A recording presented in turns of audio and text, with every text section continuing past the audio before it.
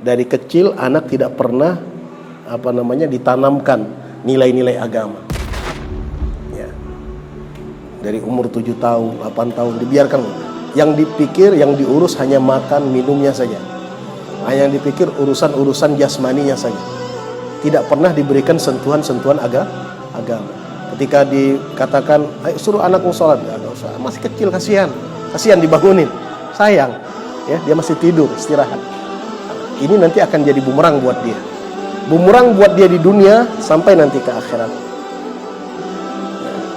Yang jika karena sebab dia menelantarkan, melalaikan kewajibannya terhadap anak ini dari usia dini, sampai akhirnya anak ini masuk tumbuh di usia dewasanya menjadi anak yang tidak melakukan sholat, ya, na'udzubillah, maka setiap satu sholat yang dia tinggalkan orang tua ikut bertanggung jawab. Ya, ini yang kita baca dalam hadis Rasul SAW ketika di hari kiamat ada seorang bapak ketika menyelesaikan persidangan di hari kiamat, ya, mendapatkan keputusan untuk masuk surga, silakan, karena amalnya luar biasa. Tapi ketika dia akan langkahkan kakinya menuju surga, apa yang terjadi? Terdengar interupsi. Ya, apa interupsinya? Ya Allah, ansifni min hadza fulan. Ya Allah, hentikan langkah orang itu. Beri aku keadilan atas dirinya. Dia sudah berbuat zalim kepada saya. Ya. Karena kejahatan yang paling berbahaya di akhirat itu yang paling sulit untuk dihindari, untuk lepas adalah bahaya kezaliman, dosa kezaliman. Kalau dosa lain antara kita dengan Allah Ghafurur Rahim, ya, Allah Ghafurur Rahim. Tapi kalau masalah kezaliman nggak lepas. Ini termasuk satu kezaliman. Ya. Dia lihat siapa yang interupsi, siapa yang protes. Oh, ternyata bukan orang lain. Bukan musuhnya, bukan rivalnya, bukan orang yang benci dengan dia, enggak. Ternyata anaknya sendiri, anak dan keluarganya. Akhirnya panggil oleh Allah Subhanahu Wa Taala. Allah dengarkan, ya, dari bapak dan dari si anak, ya, karena Allah Maha Adil, tidak mendengarkan sepihak. Kenapa engkau katakan sedemikian rupa? Engkau katakan aku berbuat zalim. Apa yang kurang? Ya. Sandang pangan sudah saya cukupi. Ya. Semuanya sudah saya penuhi. Selama kalian hidup di dunia bersama saya, semuanya sudah saya cukupi.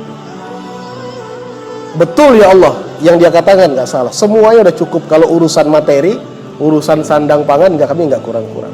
Cuma dia tidak pernah ajarkan kami urusan agama. Dia tidak pernah ajarkan kami urusan, sehingga kami tumbuh menjadi anak-anak yang tidak mengerti agama, yang tidak paham agama, tidak tahu sholat, tidak wajib sholat, tidak tahu kewajiban sholat. Dan inilah yang kemudian menyebabkan kami saat ini terjerumus masuk ke dalam neraka. Kami masuk ke neraka karena kezaliman dia. Ya. Maka kemudian Allah menitahkan pada malaikat, seret ini keluarga ini sama-sama semuanya masuk neraka. Karena itulah Allah berfirman, ya ayyuhalladzina amanu qu anfusakum wa ahlikum. Gak cukup diri kita yang selamat saja, gak cukup. Wa ahlikum, dan juga keluarga kalian.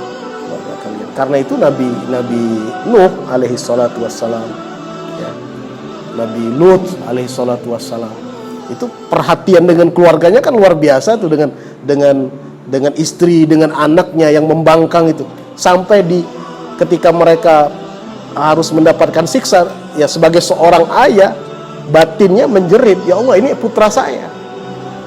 Ya. Nabi Lut pun juga demikian, ini istri saya, keluarga saya. Ya.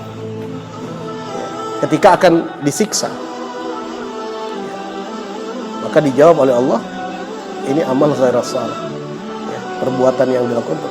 Tapi dalam hal ini beliau sudah menyampaikan dakwah, tidak ada problem, tidak ada masalah. Artinya apa? Artinya sebagai seorang manusia, jikalau kita mencintai keluarga, mencintai anak, mencintai istri, mencintai suami, maka rasa cinta kita juga harus kita wujudkan dengan memberikan pesan-pesan agama, menyampaikan pesan agama kepada mereka.